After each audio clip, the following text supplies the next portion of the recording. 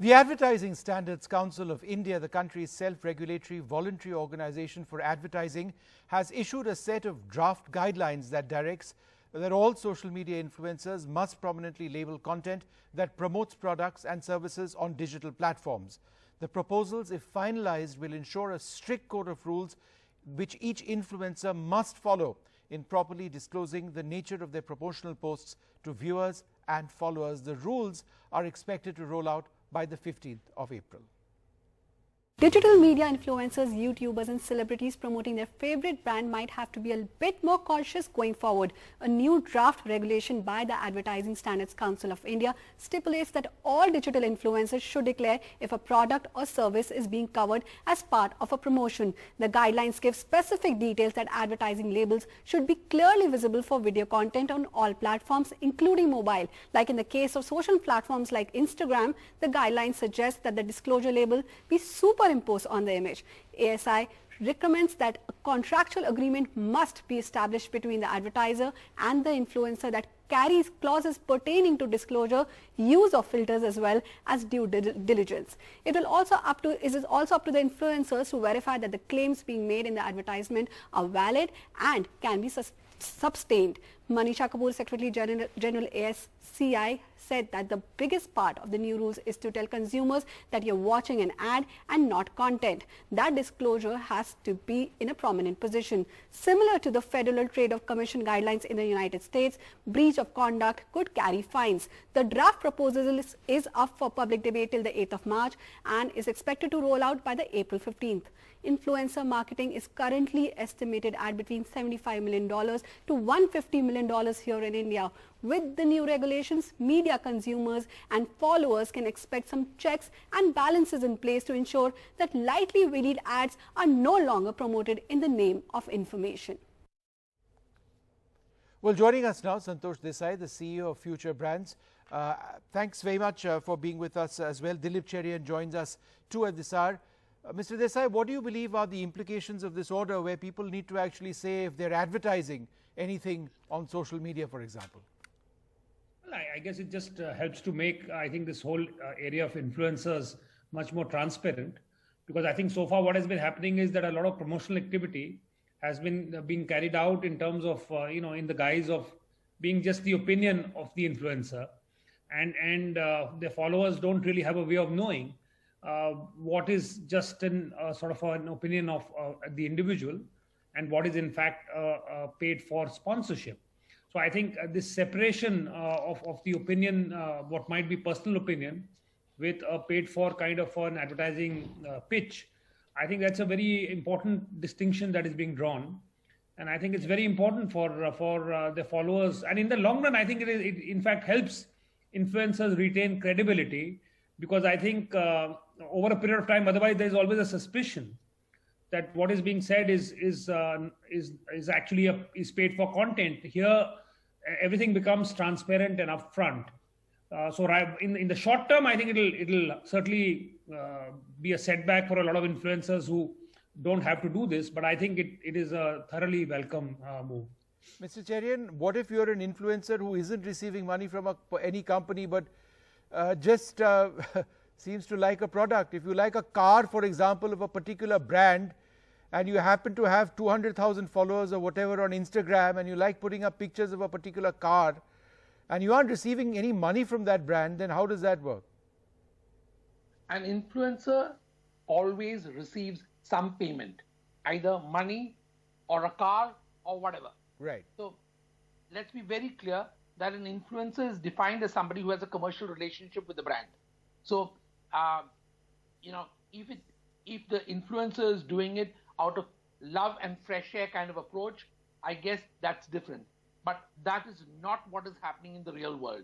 So, having been on the ASCI for several terms, I can assure you that as far as the possibility of being able to block all the loopholes is concerned, no rule and certainly nothing which is self-regulatory can block everything. But I think as a start, this will be something that will make sure that the consumer's interest is put ahead of the influencer's interest first. And influencers have been having a rather free run for a long time, And there is no doubt that while they genuinely may appreciate a product, the fact is that most of them are actually benefiting because they're paid for it. The only issue where I have a problem is expecting influencers to be certain that, for example, that if a particular toothpaste makes your tooth 2 times as white, it is expected that the influencer should be able to get a commitment from the company that indeed that claim is right. Now, that is a bit of a stretch. So, to expect that, for example, Mr. Bachchan can prove that the cement that he is endorsing is stronger by a factor of 3 than any other cement is I think, passing the buck to the influencer, which is not the place where it belongs. Yeah. Mr. Desai, would you like to add to that, this might actually impact the nature of advertising in India? Modern advertising is done to a large extent through influencers, whichever forum, whichever medium, whether it's television or online, and therefore people who actually tweet their support or the Insta their support or appear on TV ads need to really know what they're talking about, right? Otherwise, they could get in serious trouble. Yes, I think in a general sense, I think certainly the fact that if it is advertising, I say, look, traditional advertising doesn't pose as anything else. You know it is advertising. And yet it works, and it has worked for decades. What you are having now is a different phenomenon where there is advertising which does not appear as advertising. And I think what this is trying to plug is that loophole where influencers are able to promote content without having to, in fact, disclose the fact that it is paid for. So I think that is an important sort of a gap that needs to be plugged, and I think that is being done. As regards this question of whether celebrities or influencers, in fact, and a lot of influencers are not celebrities in any traditional sense, that they need to be responsible for the veracity of whatever the brand is claiming. I think my understanding is the fact that veracity is limited to being sure that the brand is making those claims. So if you are signing a contract with a brand and they are giving you some information to sort of air, I think the brand has to take the commitment that what they are saying is true. I don't think the primary responsibility, that is my understanding, rests on the influencer. And I think that is entirely fair. If a brand is making a claim of any kind, it must be sustainable and it must be backed up by authentic information. So I to that extent, I don't think there is an additional responsibility which in some ways exceeds the responsibility of the brand. That is at least my understanding. Right. And so, Mr. Cherian, how would you like to see influencers, inform their audience that they are advertising a product? Would it be, for example, like an insurance ad where somebody rattles off a few words at the end of the ad which nobody really understands? Or does this need to be something more prominently labeled? I think the ASCI guidelines are fairly clear. It expects them to actually say it up front within the first 10 words or something, so that you don't waste your time going through the positive sounding stuff that influencers will toss out. And as far as videos are concerned, it's expected to be done in the first 5 seconds or something.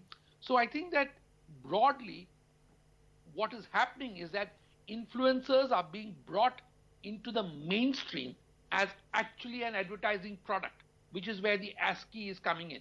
But I guess that this is also because government has been